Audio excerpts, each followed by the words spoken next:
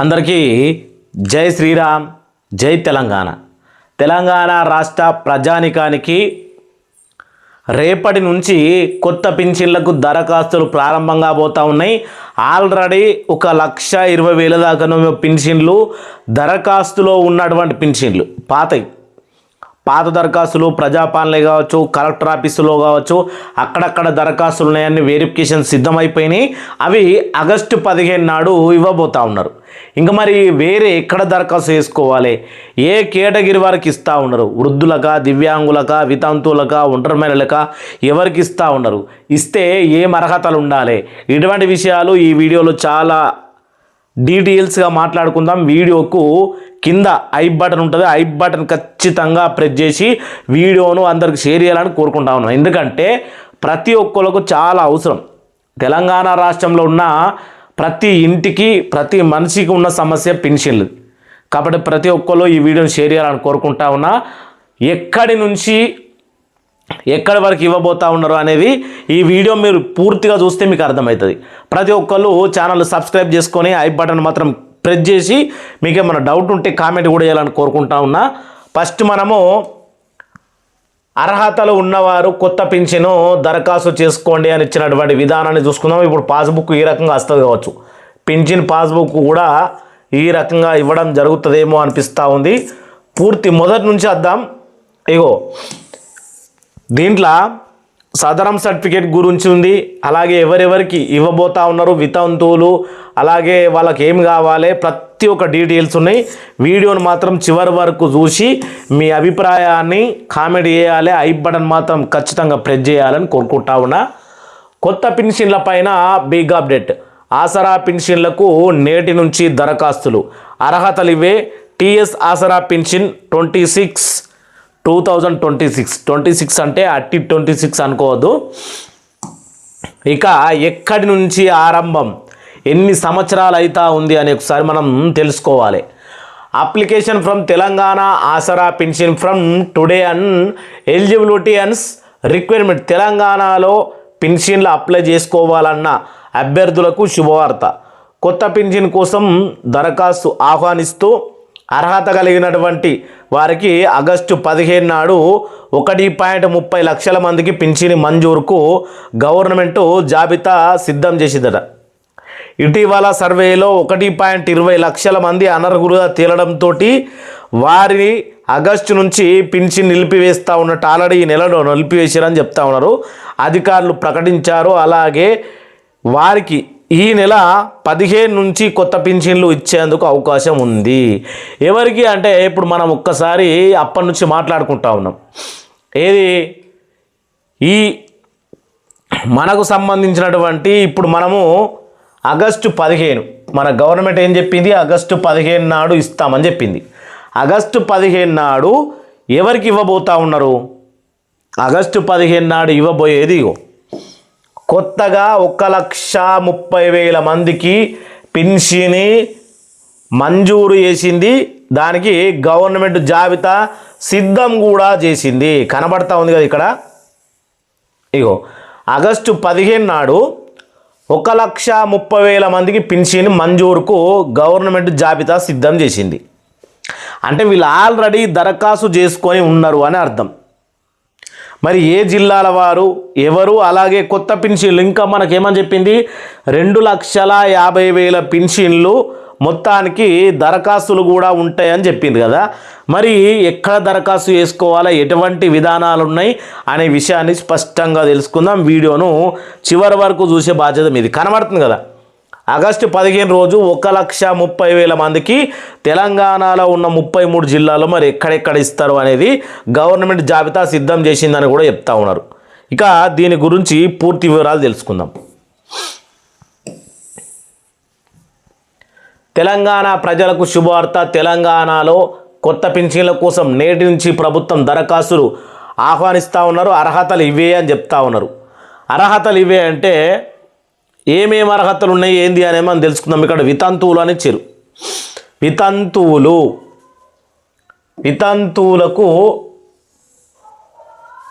వితంతువులైతే భర్తకు చనిపోయినట్టుగా death certificate ఇవ్వాలి. వాళ్ళ భర్త చనిపోయినట్టు డెత్ సర్టిఫికేట్ ఉండాలి. వితంతువులకు మెయిన్ ఇంపార్టెంట్ భర్త చనిపోయినట్టు డెత్ సర్టిఫికేట్ అనేది ఉండాలి. ఓకేనా? అలాగే రెండోది భర్త డెత్ సర్టిఫికేట్ ఇవ్వాలి. ఇక విడాకులు తీసుకున్నటువంటి భర్త నుంచి విడిగా ఉంటున్న కనీసం ఏడాదికి విడిగా ఉన్నట్లుగా తహసీల్దార్ నుంచి విచారణ నివేదిక ఇవ్వాలి. ఎవరు? ఒంటరి మహిళ, వివాహం కాని మహిళలు 30 నుంచి 35 సంవత్సరాల మధ్య ఉండాలి. వీళ్ళు విడిగా ఉంటున్నట్లు ఇగో తహసీల్దార్ నుంచి విచారణ అనేది ఇవ్వాలి. వీళ్ళెవరు? వివాహం కాని వాళ్ళు, ఒంటరి మహిళలు అంటారు, వివాహం చేసుకునే వాళ్ళు 30 నుంచి 35 సంవత్సరాలు మధ్య ఉండాలి. వీరు ఒంటరి మహిళకు సంబంధించి. వితంతువుకేమో వాళ్ళ భర్త చనిపోయినట్టు డెత్ సర్టిఫికేట్ ఉండాలి. అలాగే వాళ్ళన్న విడాకులు తీసుకుంటే వీళ్ళు కూడా ఒంటరి మహిళ కిందకి వస్తారు. విడాకులు తీసుకున్న వారు ఎవరైనా ఉంటే వాళ్ళు కూడా విడాకులు తీసుకుంటున్నట్లు ఒంటరిగా ఉంటున్నట్లు తహసీల్దార్ నుంచి విచారణ నివేదిక అనేది ఇవ్వాలి. ఇక వివాహం కానోళ్ళు ఉంటే 30 నుంచి 35 సంవత్సరాల మధ్య ఉండాలి. వాళ్ళు ఈ రెండు వితంతు ఒంటరి మహిళకు సంబంధించినటువంటి మెయిన్ ఇంపార్టెంట్. ఈ ఒంటరి మహిళలు అలాగే పెళ్లి చేసుకొని విడాకులు చేసుకున్న వాళ్ళు వీళ్ళు తహసీల్దార్ దగ్గర నుంచి విచారణ నివేదిక అనేది తీసుకోవాలి. వితంతువులకేమో వాళ్ళ భర్త డెత్ సర్టిఫికేట్ ఉండి సరిపోతుంది, మెయిన్ ఇంపార్టెంట్ ఇవి. ఇక ఒంటరి మహిళకేమో తహసీల్దార్, ఇక్కడ మనకు కనబడతా ఉంది కదా, తహసీల్దార్ నుంచి విచారణ నివేదిక అనేది తెలుసుకోరు మీరు ప్రతి ఒక్కరు. ఇంకా మనం చూసుకుంటే ఇప్పుడు దివ్యాంగుల గురించి చూసుకుందాం. దివ్యాంగుల కోసం కూడా ఇక్కడ ఇవ్వడం జరిగింది. దివ్యాంగుల గురించి ఏమంటా ఉన్నది ప్రభుత్వం అనేది తెలుసుకుందాం. ఇక్కడ మనకు ఇది అయిపోయిన తర్వాత సంవత్సరాల మధ్యలో ఉండాలి. ఇగో దివ్యాంగుల గురించి మనం ఇప్పుడు మాట్లాడుకోబోతాను. దివ్యాంగులకు సదరం అంటారు, ఇక్కడ సదనం అని ఇచ్చారు కానీ సదరం సర్టిఫికేటు 40కి పైగా వికలాంగులై ఉండాలి, 50 సంవత్సరాలు పైబడిన. ఇది దివ్యాంగుల గురించి మనం మాట్లాడుకుందాం. ఇప్పుడు దివ్యాంగులు ఎవరైతే ఉంటారో వాళ్లకు సదరం క్యాంప్కి వెళ్ళినప్పుడు దివ్యాంగులకు 40% ఎక్కువ ఇచ్చారు కదా, 40% ఎక్కువ ఏముండాలి? అంగవైకల్యం అనేది మెడికల్ సర్టిఫికెట్లు మనకు కన్ఫర్మ్ కావాలి. వాళ్ళు ఎలిజిబిలిటీ, వాళ్ళకు 6,000 రూపాయలు పెన్షన్ అనేది ఇవ్వడం జరుగుతుంది. ఎవరికి? ఈ యొక్క సర్టిఫికేటు ఈ వికలాంగులైనటువంటి వీళ్ళు క్లారిటీగా 40% ఎక్కువ అంగవైకల్యం వచ్చిన వారికి 6,000 రూపాయలు ఇవ్వడం జరుగుతుంది. ఖచ్చితంగా దివ్యాంగులకు మెయిన్ ఇదే. ఏది? దివ్యాంగులకు సదరం సర్టిఫికేట్ అనేది మెయిన్ ఇంపార్టెంట్. ఓకే, ఇది అయిపోయింది. మనం ఎన్ని చూసాం ఇప్పుడు? వితంతువులు, ఒంటరి మహిళ, దివ్యాంగులు 3 రకాల వాళ్ళు వచ్చారు కదా. ఇప్పుడు 50 సంవత్సరాలు పైబడిన చేనేత కార్మికులకు 50 సంవత్సరాలు పైబడిన వారు చేనేత వాళ్ళు ఉండాలి. ప్లస్ వీళ్ళు వాళ్ళ సంఘం యొక్క సభ్యత్వం సర్టిఫికేట్ కూడా ఉండాలి. అంటే వాళ్ళు సభ్యత్వంలో ఉన్నట్టుగా వాళ్ళు కొన్ని సంవత్సరాల నుంచి ఏది చేనేత అంటే బట్టలు నేస్తూ ఉన్నట్టుగా ధృవీకరించబడినటువంటి సంఘంలో నుంచి సర్టిఫికేట్ తీసుకురావాలి.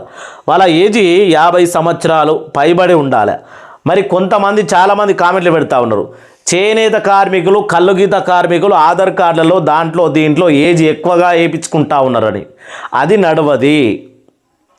ఆధార్లో చేంజ్ చేసుకుంటే ఆధార్ హిస్టరీ మొత్తం తీస్తారు. మనం పుట్టినప్పుడు 5 సంవత్సరాలకు ఆధార్ కార్డు అనేది మనకు వస్తుంది కదా, అప్పుడు నీ డేట్ ఆఫ్ బర్త్ ఎంత ఉంది, తర్వాత నీకు 30 ఏళ్ళు వచ్చిన తర్వాత నీ డేట్ ఆఫ్ బర్త్ ఎంత ఉంది, నువ్వు ఎన్నిసార్లు నీ డేట్ ఆఫ్ బర్త్ చేంజ్ చేసినావు ఆధార్ హిస్టరీలో తేలిపోతుంది. కాబట్టి చాలా ప్రాబ్లం జరుగుతుంది. కాబట్టి అది కాకుండా ఏజ్ ధృవీకరణ అది కూడా మండల తహసీల్దార్ నుంచి మనకు రావడం జరుగుతుంది. అది ఎట్లా అంటే నువ్వు ఒకవేళ ఏదైనా స్కూల్లో చదువుకుంటే బోనఫైడ్ నుంచి కూడా నీ ఏజ్ అనేది ధృవీకరించుకోబడుతుంది. ఖచ్చితంగా 50 సంవత్సరాలు పైబడి ఉండాలి చేనేత కార్మికులు. ఇక గీతా కార్మికులు సొసైటీ సభ్యత్వం అర్హత సర్టిఫికేట్ ఇవ్వాలి. కనబడుతూ ఉంది కదా. గీతా కార్మికులు ఎవరైతే ఉన్నారో వీళ్ళు సభ్యత్వం అంటే ఇప్పుడు గీత అంటే కళ్ళు గీత కార్మికులు. కళ్ళు గీత కార్మికులకు వాళ్ళ ఖచ్చితంగా అంటే వాళ్ళ వృత్తే అది కాబట్టి వాళ్ళకు సంఘం ఉంటుంది, వాళ్ళ కళ్ళంతా ఉంటారు. దాంట్లోంచి వాళ్ళ సొసైటీ సంఘం అంటారు, సొసైటీ నుంచి వాళ్ళు మా సభ్యత్వంలో ఉన్నారు అని అర్హత సర్టిఫికేట్ ఖచ్చితంగా ఇవ్వాలి. అర్హతలు కలిగినటువంటి వ్యక్తులకు వెంటనే అప్లై చేసుకోండి. కనబడతా ఉంది కదా ఎన్ని వితంతువులు, ఒంటరి మహిళలు, దివ్యాంగులు, అలాగే చేనేత కార్మికులు, కళ్ళు గీత కార్మికులు, మొత్తానికి 5 రకాల పెన్షన్ల గురించి మనం మాట్లాడుకున్నాం. ఈ 5 రకాల వాళ్ళు అర్హతలు కలిగి ఉంటే వెంటనే అప్లై చేసుకోండి అని గవర్నమెంట్ చెప్తా ఉంది. వెంటనే అప్లై చేసుకోండి. ఎక్కడ ఏంది అనేది మనం ఈ వీడియోలో అప్డేట్లో ఒకసారి పూర్తిగా చూద్దాం. వీడియోని మాత్రం పూర్తిగా చూడండి, అర్థమైంది కదా.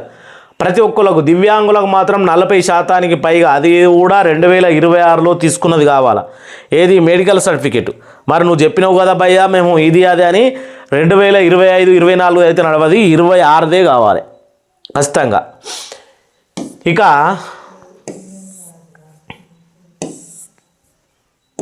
ఇక్కడ చాలామందికి ఉన్న ఇక్కడ కూడా తెలంగాణలో సామాజిక భద్రత పెన్షనర్ అంటే మరణిస్తే వారి యొక్క భాగస్వామికి వెంటనే పెన్షన్ అందజేయాలని తెలంగాణ ప్రభుత్వం ఆదేశాలు జారీ చేశారు. చేయూత పథకంలో భాగంగా ఈ ప్రక్రియ వేగవంతం చేయాలని తెలిపినారు. దివ్యాంగులు, తలేమియా బాధితులు చనిపోయిన సమయంలో కూడా వారి కుటుంబాలకు ప్రాధాన్యత ఇవ్వాలని, ఆర్థిక ఇబ్బందులు పడకుండా భార్య లేదా భర్త ఉంటే వెంటనే పెన్షన్ వాళ్ళకు ఇవ్వాలని తెలంగాణ ప్రభుత్వం సూచించింది. ఎవరు ఇక్కడ దివ్యాంగులు కానీ తలేసియా కానీ వీళ్ళెవలను చనిపోతే వెంటనే భర్త చనిపోతే భార్యకు, భార్య చనిపోతే భర్తకు, ఇక్కడ భార్య లేదా భర్త వెంటనే వాళ్ళకు పెన్షన్, భర్తకు వచ్చే పెన్షన్ భార్యకు, భార్యకు వచ్చే పెన్షన్ భర్తకు అనేది ఇవ్వాలని చెప్తా ఉన్నారు. ఇప్పుడు చేయూత పథకం ద్వారా ఆసరా పెన్షన్లకు నేటి నుంచి దరఖాస్తులు అర్హతలు ఇవే అని చెప్తా ఉన్నారు. అర్హులు తప్పనిసరిగా తెలంగాణ రాష్ట్రంలోని స్థిర నివాసులై ఉండాలి. వితంతువులైతే భర్త డెత్ సర్టిఫికేట్ ఇవ్వాలి. భర్తతో విడిపోయి విడాకులు పొందిన వారైతే కనీసం సంవత్సరం పాటు విడిగా ఉన్నట్లుగా తహసీల్దార్ విచారణ, మనం ఒంటరి మహిళల గురించి మాట్లాడాం కదా, అది ఇవ్వాల్సి ఉంటుందని చెప్తా ఉన్నారు. దీని గురించి ఒకసారి మనం పూర్తిగా చూద్దాం. ఇక్కడ ఉన్నది ఏంది అనేది. చేయూత పథకం ద్వారా నేటి నుంచి అర్హతలు మనం చూసాం కదా, తెలంగాణ రాష్ట్ర నివాసే ఉండాలి. వితంతువులు అయితే భర్త డెత్ సర్టిఫికేట్ ఇవ్వాలి. భర్తతో విడిపోయి ఉన్నట్లుగా కనీసం సంవత్సరం పాటు విడిపోయి ఉన్నట్లు తహసీల్దార్ విచారణ నివేదిక ఇవ్వాలి. ఇక వివాహం కాని మహిళలు 30 నుంచి 35 ఏళ్ళు ఉండాలి, వాళ్ళ ఏజ్ చూపించాలంతా. దివ్యాంగులకు సదరం సర్టిఫికేట్లో 40కి పైగా వైకల్యం ఉండాలి.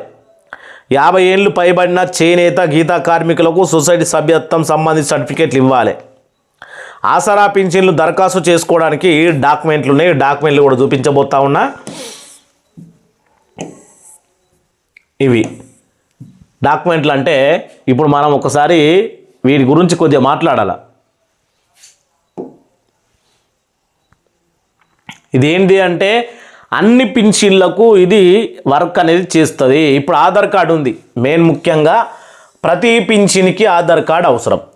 ఆధార్ కార్డు అవసరం, ఓకే రైట్. కొంతమంది ఏం చేస్తూ ఉన్నారంటే హుషార్ కంటే జాదా హుషార్ కర్తాయి అంటే బాగా హుషార్తనం చేసి ఆధార్ కార్డులో ఏజ్ ఎక్కువగా ఎంచుకుంటా ఉన్నారు. ఇప్పుడు కళ్ళగీత కార్మికులకు, చేనేత కార్మికులకు 50 సంవత్సరాలు, వృద్ధులకు 57 సంవత్సరాలు. వాళ్ళు ఆధార్ కార్డులో హుషార్తనం చేసి ఏజ్ ఎక్కువగా ఎంచుకుంటే నడవది. ఖచ్చితంగా ఏజ్ అనేది ఏ రకంగా ధృవీకరించబడుతుంది అని అంటే ఏజ్ ధృవీకరణ పత్రం అనేది కంపల్సరీ కావాలి. ఇక రేషన్ కార్డు ఖచ్చితంగా ఉండాలి, అది కూడా తెల్ల రేషన్ కార్డు అయి ఉండాలి. తెల్ల రేషన్ కార్డు ఉన్నప్పటికీ కొంతమందికి దీంట్లో రావు. ఎవరైతే ఇన్కమ్ ట్యాక్స్ కడతా ఉన్నారో అటువంటి వాళ్ళకు కూడా తెల్ల రేషన్ కార్డు వచ్చింది మొన్న. ఇన్కమ్ ట్యాక్స్ కట్టేటోళ్ళు కావచ్చు, ఇంకా అలాగే వాళ్ళకు సంబంధించి ఇంకా కొంచెం ఏదైనా వాళ్ళ ఇంట్లో గవర్నమెంట్ జాబులు అవి ఉంటే మాత్రం మీకు తెల్ల రేషన్ కార్డు కూడా రిజెక్ట్ అయ్యే ఛాన్స్ కూడా ఉంటుంది. గవర్నమెంట్ జాబులు అటువంటివి ఉంటే. కుల ధృవీకరణ పత్రం, కుల ధృవీకరణ పత్రం ఎవరికి పనిచేస్తుంది అని అంటే ఇది చేనేత వీళ్ళకు కళ్ళుగీత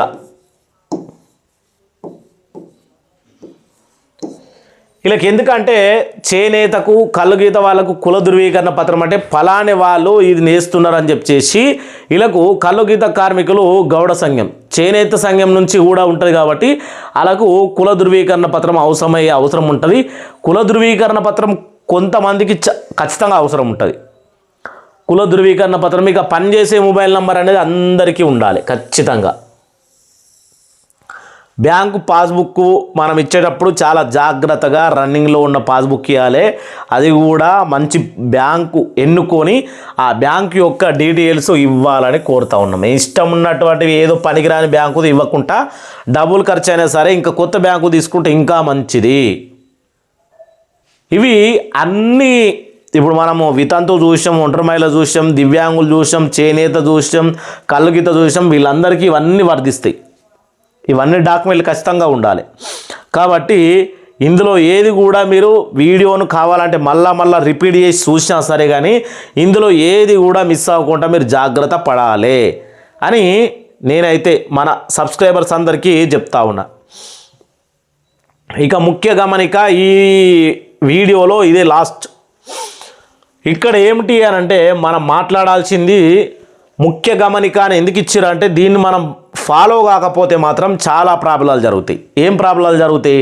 ఎగ్జాంపుల్గా పై అర్హతలు కలిగినటువంటి అభ్యర్థులు గ్రామీణ ప్రాంతం వల్ల అయితే గ్రామ అలాగే వార్డు పంచాయతీ కార్యదర్శి లేదా మండల ప్రజా పరిషత్తు అంటే ఎంపీడీఓ ఆఫీసుల్లో అప్లై చేసుకోవాలి. ఇక పట్టణ ప్రాంతాల్లో అభ్యర్థులైతే వార్డు అధికారులు, మున్సిపాలిటీ బిల్ కలెక్టర్ లేదా పురపాలక కమిషనర్ వద్ద దరఖాస్తులు సమర్పించాలి. మీకు అర్థమయ్యే భాషలో చెప్పాలంటే ప్రతి మండలానికి ఎంపీడీఓ ఆఫీస్ ఉంటుంది. కానీ ఎంపీడీఓ ఆఫీస్ కోకముందే మనకు గ్రామ పంచాయతీ ఉంటుంది. గ్రామ పంచాయతీల్లో ఇగో ఇక్కడ ఇచ్చిర్రు గ్రామ పంచాయతీ కార్యదర్శి. ఓకే, లింకు గ్రామ పంచాయతీ కార్యదర్శికి మనం దీని గురించి తెలుసుకోవాలి. గ్రామాల్లో ఉండేటోళ్ళు ప్రతి ఒక్కరు గ్రామ పంచాయతీ కార్యదర్శి, ఇంకా ఇక్కడ మనకు సెక్రటరీ,